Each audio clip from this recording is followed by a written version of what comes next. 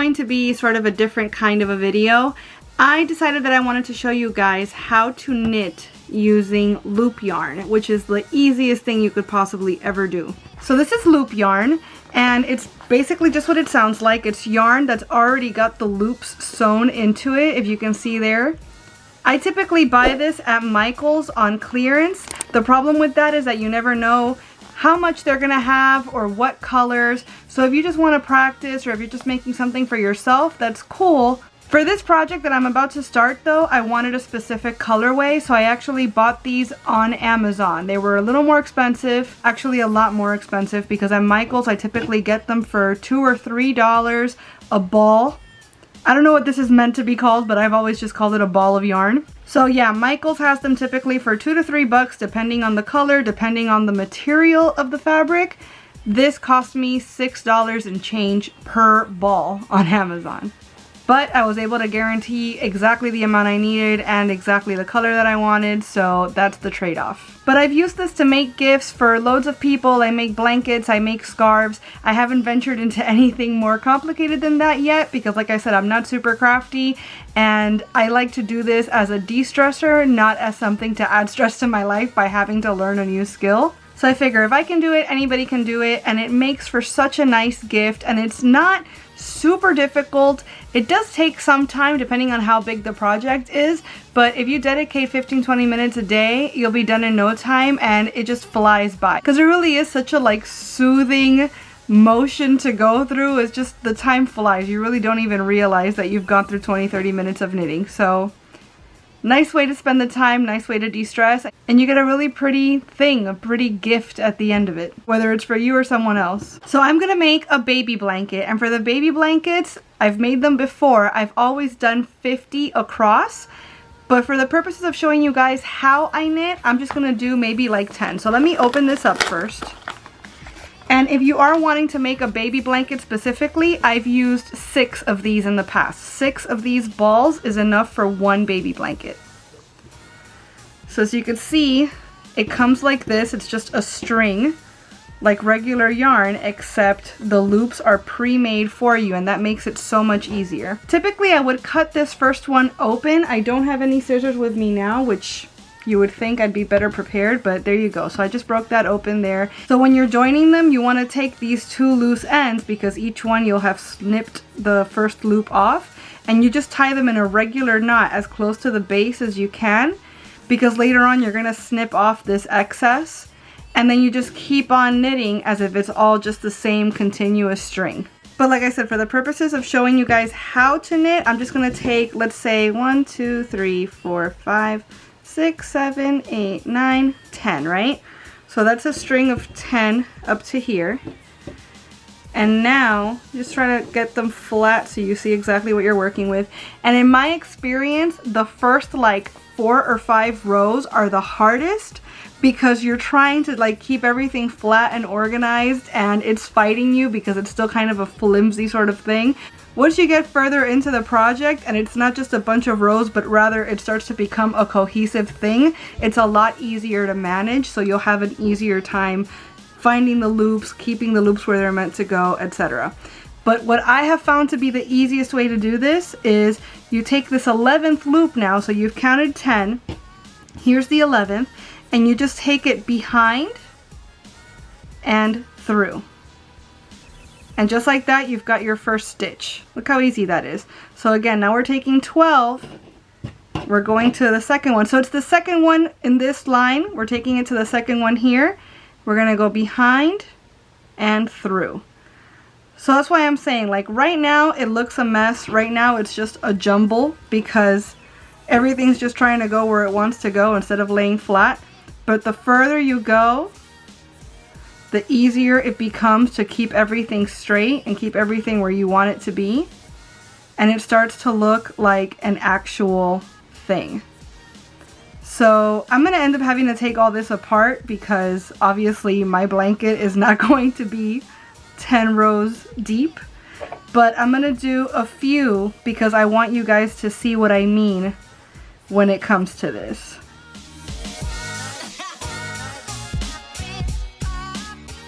So you can see now we've come to the end of those 10, and they are just like willy-nilly going everywhere because they're not sure what they're trying to be yet, and that's fine, we're ready for that. But we've got here the first loop, and then the second row that we've made, and now the next loop in the line. So what we want to do with this one is we want to take it back through that first one, and boom, now you've got 1, 2, 3. So you're ready to start working on the third row. So just like you did before, except now you're going in a different direction, you're going to take the second one in the line, find the second loop here, you're going to go through the back and up. And this is the most simple stitch. There's ones that people will like twist this first one before putting this through, and then you end up with nice little rows. Or what you might do also is, instead of keeping it flat like this, you can flip the blanket back and forth while you're working, and that will also leave you with a different pattern at the end of the blanket. This blanket, I really have like no time at all to make. I have less than a week to make the whole blanket, so I'm trying to keep it super simple. So very likely I'm going to end up doing just this regular back and forth stitch throughout, because I don't want to potentially screw up trying to do something more complicated and then have to like undo the whole project and start over, which has happened to me in the past. You see, so now that we've done 3 rows, it's almost kind of starting to look like a thing, right? It's a little bit easier to control, and so on and so on. So you take this guy, loop it around the back. Now you've got the beginning of your 4th row, and you can just keep it going.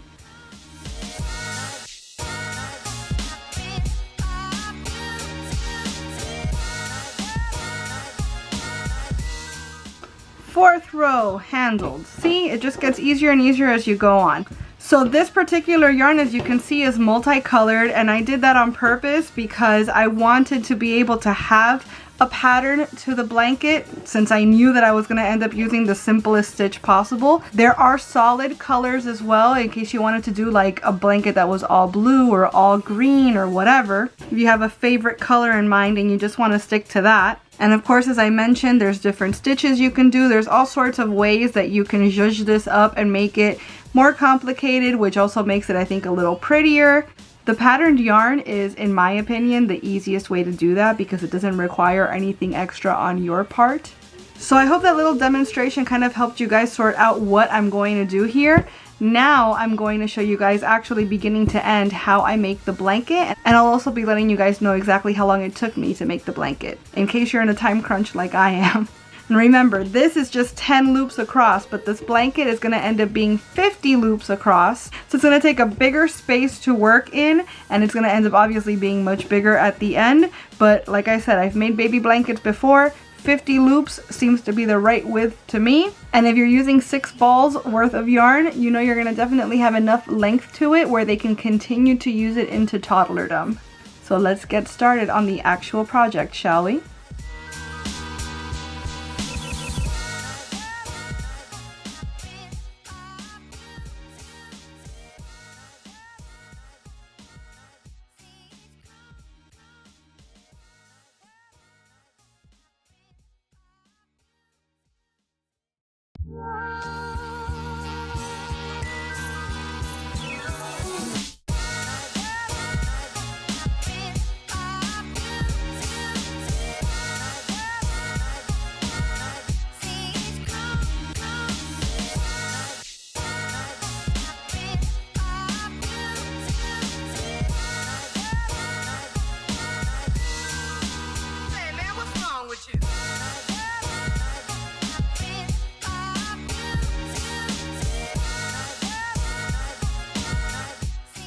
I feel like definitely the hardest part of this is that once you get it going and you've got a good groove set up, you kind of want to keep a certain pace, but you really should be slowing down to make sure that you're not skipping any, because it's happened to me before where I've skipped a loop and found out like 4 rows later that I skipped it. And at that point you have a really hard decision to make with, do you want to live with your blanket having a belly button forever? Or do you want to undo perhaps like an hour's worth of work to go back and fix it? which undoing the work takes almost as long. So let's just say there's a few blankets out there with one or more little belly buttons hanging off of them. But it's a lot easier in the long run if you just slow down long enough to make sure that you're not skipping any, in spite of your instincts to go as quickly as possible. Especially somebody like me that lacks patience. It's not easy, but worth it in the end to not waste too much time doing work that you're only going to have to undo, or to end up with a product that you're not 100% happy with. But see, we're already just on the 3rd row, and it's starting to A, look like a thing, and B, be big enough that you can flatten it, and now it's like it's gonna stay in place and you don't have to worry too much more about it getting tangled or about missing too many loops. It can still absolutely happen, but it's less likely now that it's not just a flimsy thing rolling around the place.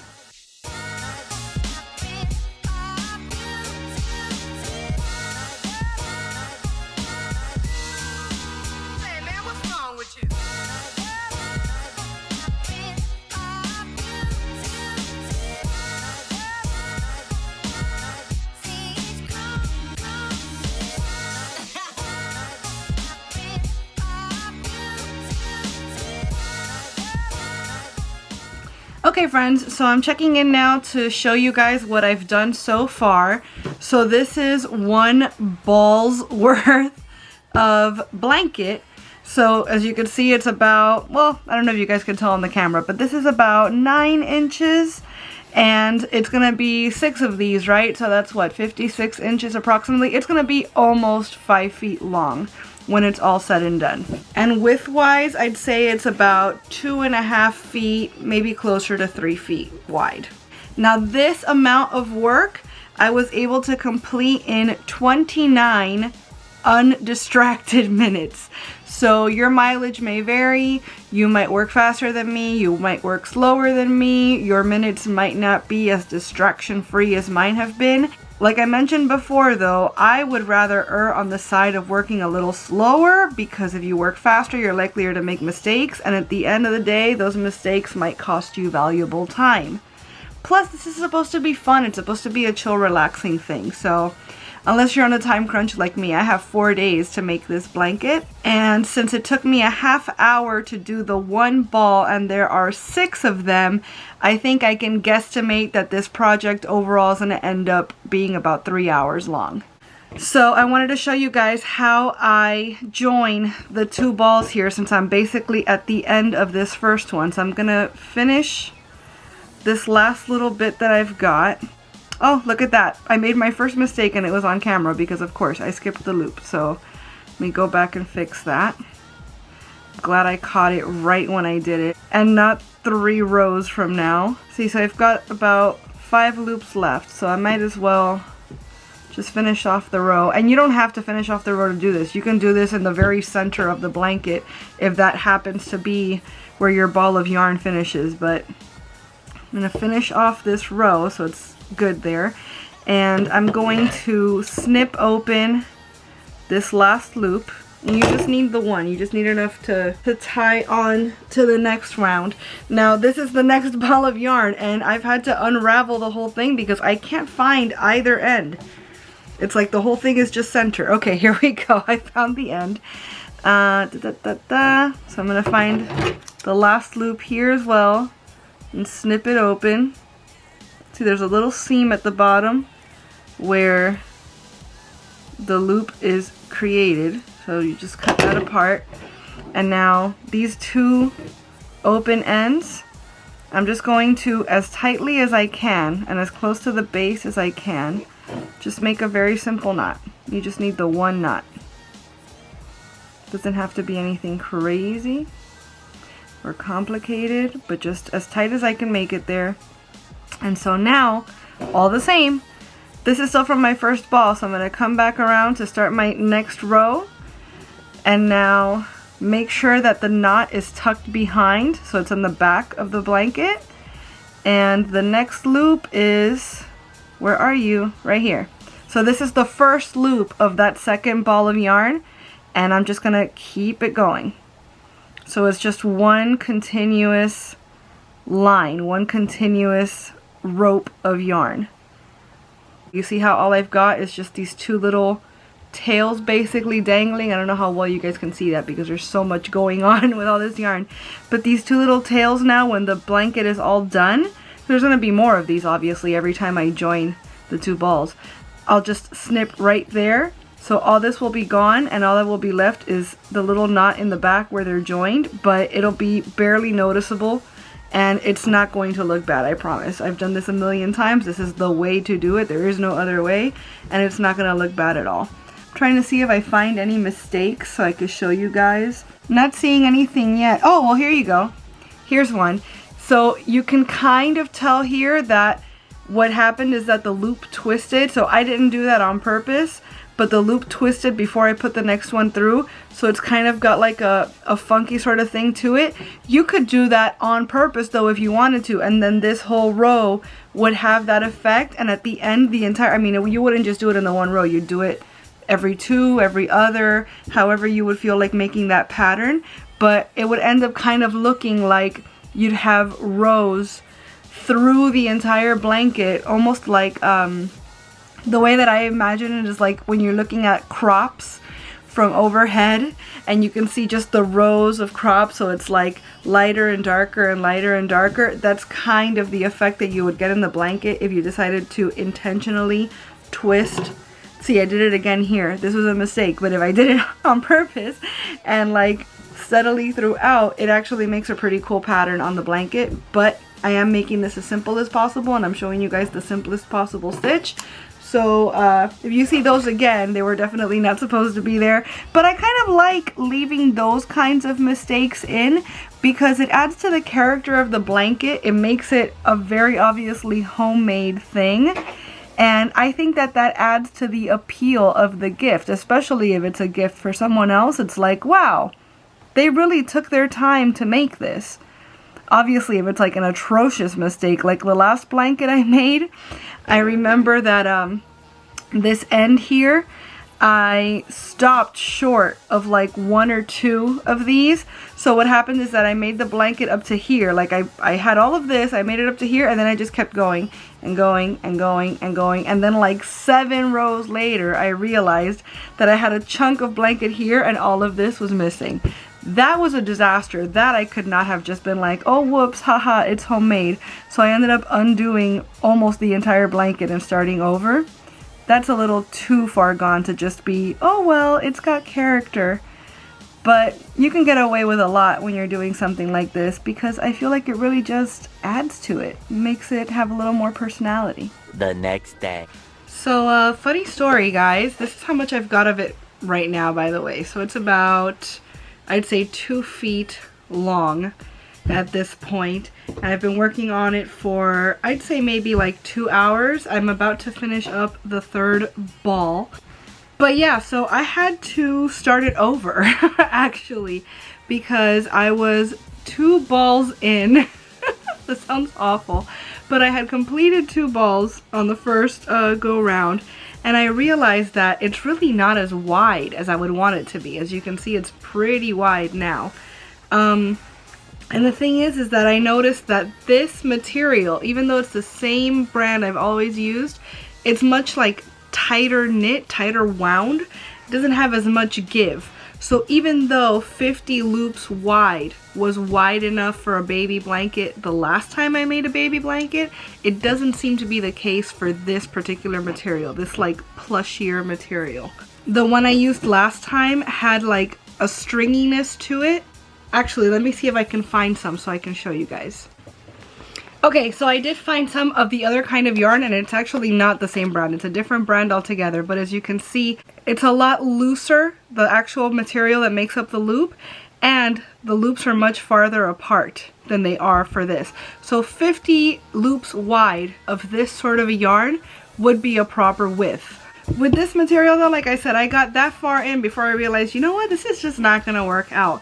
So I googled how long, or how wide rather, how many inches wide should a baby blanket be, And it was saying that lengthwise, they're usually, you know, 36 inches, 40 some inches. It really depends on your preference. But for width, they're typically at least 34 inches wide. I measured my first attempt and it was 29 inches wide. So that was just not going to do. So I undid the 2 hours of work and I started over. I also bought 2 more balls of yarn, so I have 8 total now. I don't know how many I'm gonna end up using. I will let you guys know by the end of the project what I needed so that you guys can be prepared. But just know that for this particular type of yarn, which is still my favorite type of yarn to use for blankets, period, I am gonna actually do 65 wide. That's what I've done for this blanket. So 65 loops wide, and it's giving me about I'd say definitely about 3 feet of width. The way I see it, if it ends up being too big, what's the worst that'll happen? They'll end up using the blanket for longer. I don't see anything wrong with that. So yeah, so far so good. I'm positive I'm gonna have this done by tomorrow, which is when I need to have it done. So let's get back to knitting, shall we? Hello, fam.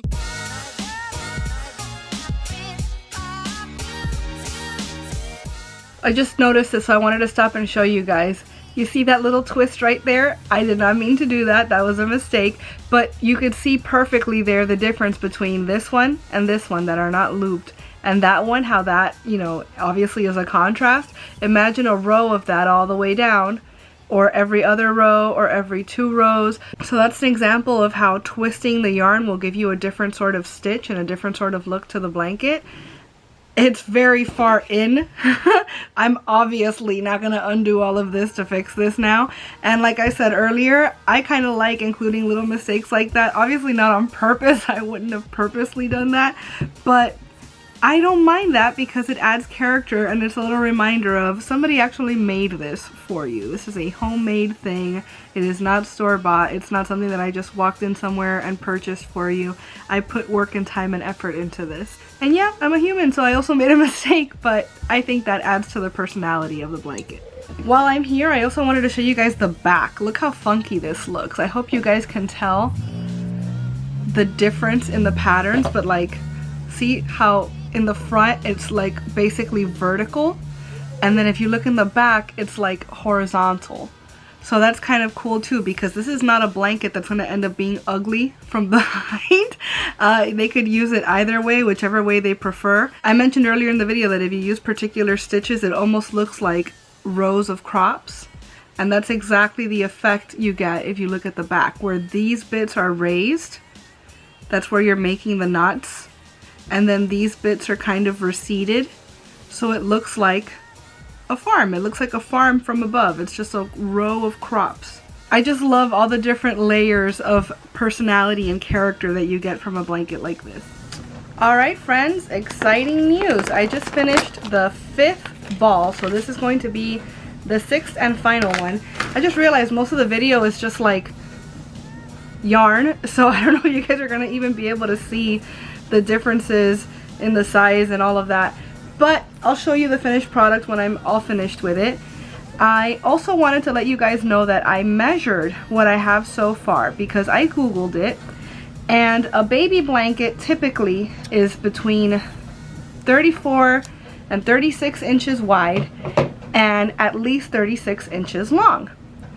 So I want to make at minimum a 34 by 36 blanket, right? That's what it takes to be considered a baby blanket. This one is currently measuring 30 inches long, which is the work I've done. I've done 30 inches worth of work. That was 5 balls. So for this particular brand, for this particular yarn, I got about 6 inches worth of blanket out of each ball of yarn at 65 loops wide. It turns out that 65 loops wide works out to 46 inches. So right now the blanket is 30 by 46. Remember, I'm going for 34 by 36. So I'm thinking I'm going to, instead of working from top to bottom, I'm going to decide to work from left to right or right to left, as it were, however it turns out to be. So basically what's going to happen is that the 65 loops worth, instead of being the top or the bottom, it's going to end up being the side of the blanket because I made it long enough. So now I'm just working on the width of it, and I'm at 30 inches, so I just need 6 more inches, which let's do the math. One more ball, right? So this is it. This is the last one. I've just joined them. And the only thing left to do is to finish this last bit, and I'll show you guys how I finish the blanket off, and we'll have a complete product. Just wanted to let you guys know, because I don't think I'd mentioned it yet, this is going to be a part of a larger gift for my son's physical therapist. She's about to go on maternity leave, and I wanted to get her something special. I'm also going to be doing a video where I show you guys everything that I'm putting in her gift basket. I thought it would be nice to do a gift basket that's just for mom, since most gifts that people give to pregnant women tend to be gifts for the baby. So these are gifts that she could use in her postpartum situation. So keep a lookout, because when that video goes up, I'm going to be posting a link to it in the corner, and I'm going to post a link to it in the description of this video as well, in case you'd like to check it out.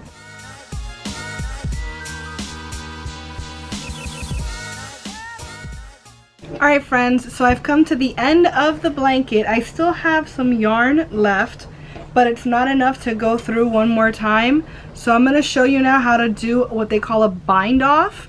So this is the end that has the extra yarn. I'm not going to use that end. I'm going to work from the other end actually. So this is the first end over here, this first bit where I don't have any extra yarn.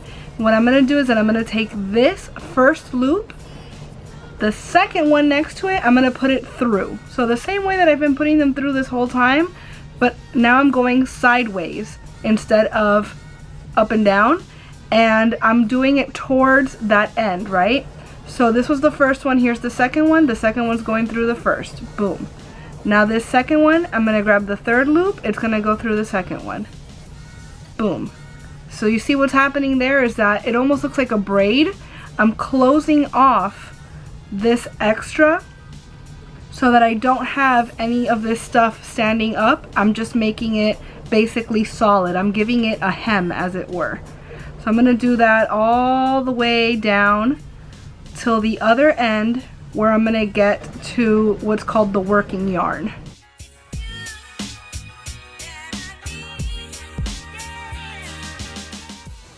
Alright, so I made it to the end here. I have one more loop left. This is the very last loop on the blanket. So I'm going to put it through once again, and now that's done, right?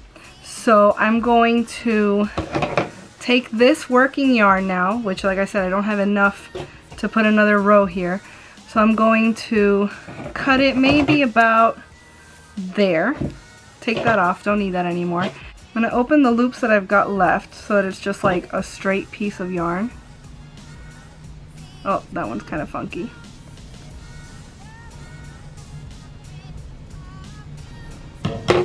And now through this one, I'm just going to do a knot. And I like to loop it a couple times just to like really secure it. But that's it. It's officially tied off. So if you wanted to, you could even do like a proper knot. Just cut off the excess, which doesn't seem like I have a choice because this yarn broke. Something else that I could have done if the yarn had not done that is you could weave the excess through the corners here. So you would just take that extra long tail and just weave it through. You wouldn't even notice it. And yeah, this kind of fell apart, which that's not supposed to happen. But it's what happened. It's what we're going to work with. So there you have it, guys. We've made a blanket. It's a whole blanket. So now I'm here in the back of the blanket, and I'm just going to cut off all these extra little loose ends. I don't want to cut it too close because I don't want to risk those knots coming apart. But that's just where I tied together the balls of yarn where I was working. And that's just going to make it so that both the front and the back are even and flat. But that's it. So easy, right? It took a little bit of time, about 3.5 hours overall, considering that I messed up and had to start over. That's not bad. I'm going to say actually altogether it was probably about 4 hours if you consider the fact that I essentially made 2 blankets. But for this particular blanket, yeah, about 3.5 hours. And now I've got a homemade gift that is just perfect for a little baby. Okay guys, so here's the completed blanket. I'm gonna actually have to like fold it up to show you all of it. But I measured it and it ended up being 37 inches by 42 inches. So if you'll recall, a typical baby blanket at minimum is 34 by 36. This ended up being bigger than that, obviously. But like I said earlier in the video, like much earlier to me, the only thing that happens when you make it too big is that the kid will get to use it for longer. So now instead of a baby blanket, it's a baby through toddlerhood blanket, and there's nothing wrong with that. I really took my time on this one, so there's no mistakes, there's no missed loops. I'm actually really proud of how this turned out. So I wanted to show you guys up close what the bind off looks like. If you recall, which you should because it only happened like a minute or so ago for you guys, the yarn basically disintegrated when I tried to finish it off. So my mom came through with some very pale pink string and she just kind of like did 2 or 3 stitches over that last bit to reinforce it for me. So you typically don't need to do that. It's not a bad idea though, regardless, because then you know for sure that even when you wash it, etc., it's not going to come apart. But overall, I am super happy with this project. If you make a blanket like this one, please let me know in the comments. I'd love to know if this video was helpful, if there's any other tips or tricks that maybe I could give you, maybe you could give me. I'm still relatively new at this, honestly, so whatever sort of tricks you come across that are helpful to you, please let me know in the comments because I'm sure I could use them. So thank you guys so much for watching this video. I hope you enjoyed it, and if you did, I hope you'll please give it a big thumbs up. I'd also love it if you would subscribe and click that notification bell because I post at least 3 times a week and I wouldn't want you to miss a minute. Thanks so much again for watching. Bye!